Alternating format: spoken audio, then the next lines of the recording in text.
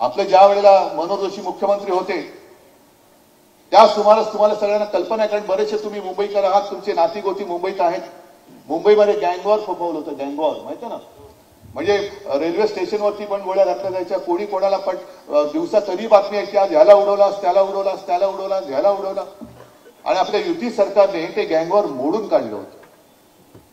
आता दुर्दैव असं दिसतंय या सरकारमध्येच गँगवॉर सुरू झाले.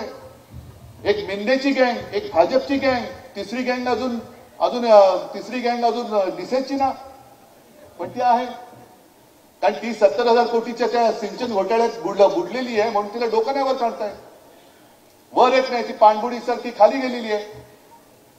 पण हे गँगवॉर जर सरकारमध्ये होणार असेल तर मला मोदीजींना परत सांगायचे की मोदीजी, तुमच्या त्या सत्तेच्या हव्यासापायी तुम्ही भाजप इकडे संपवून टाकलात. विरोधी पक्षाला संपवायला निघाले कारण नसताना, पण जे बाजार गुंडगे, बेडकर आणि फेकड फाकड माणसं तुम्ही तुमच्या पक्षात घेतली, अगदी इथला सुद्धा जो गद्दार तुम्ही घेतला, फेकड माणूस, हिंमत नाही.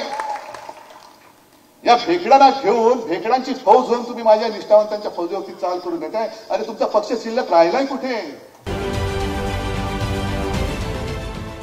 देश विदेशातील प्रत्येक घडामोडींचे लाईव्ह अपडेट मिळवण्यासाठी आता साम टीव्हीच्या सर्व सोशल मीडिया प्लॅटफॉर्मला लाईक, फॉलो आणि सबस्क्राईब करा.